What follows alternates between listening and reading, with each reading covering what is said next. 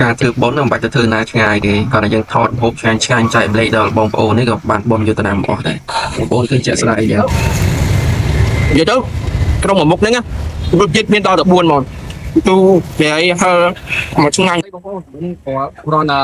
មកពីរថហាត់ប្រាណចម្ងាយប្រហែលជាប្រហែលគីឡូដូចជា8គីឡូហើយស្រាប់តែក្លៀនឆាគ្រឿងឥឡូវមកតេស្តឆាគ្រឿងគាត់ពីល្បីយ៉ាងឆ្ងាញ់យូរហើយឥឡូវមកសាកមើលតើរសជាតិបែបម៉េចចាំមកតាមដានរបស់ខ្ញុំទាំងអស់គ្នា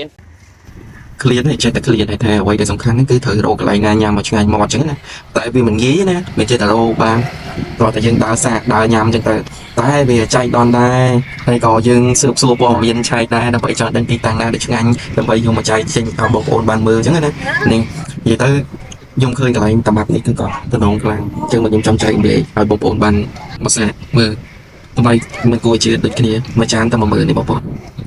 ហើយបងប្អូនចង់បានប្រអប់ធំជាងនឹងទៀតនឹងខែ15000ចង់ធំខ្លាំង20000តាមទាំងបងប្អូនកំងតែញ៉ាំទៅគឺដឹងតែជក់ចិត្តដិតអារម្មណ៍បងប្អូន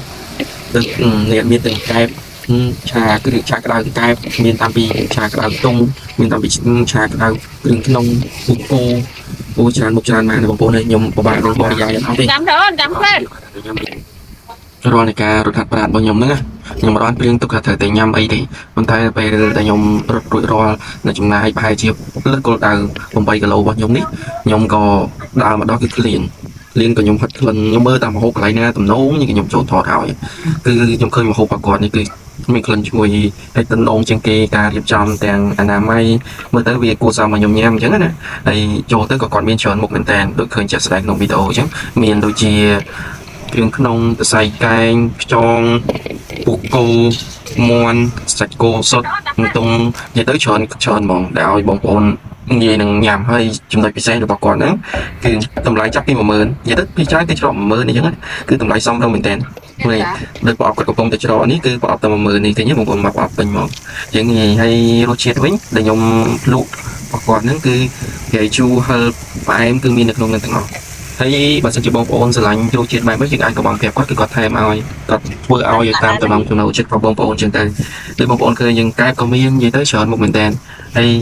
វាសមនឹងតម្លៃសមនឹងពេលវេលាដែលយើងចំណាយទៅគាត់កន្លែងគាត់វាសមរម្យហើយក្រោយពីខ្ញុំបានហាត់ប្រាណហើយខ្ញុំក៏កំងប្រកបពុកគោជាមួយនឹងឆាជាមួយក្រងណាឆាក្តៅ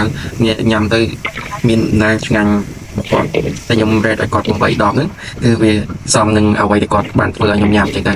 ហើយនិយាយទៅគឺល្អមែនតើហើយចំពោះទីតាំងរបស់គាត់ហ្នឹងគឺនៅម្ដុំទួលសង្កែយើងហ្នឹងទួលសង្កែដុំសាទួលសង្កែយើងហ្នឹងហើយបើបងប្អូនចំណាយពេលវេលាមកទិញគឺអត់ខាតទេ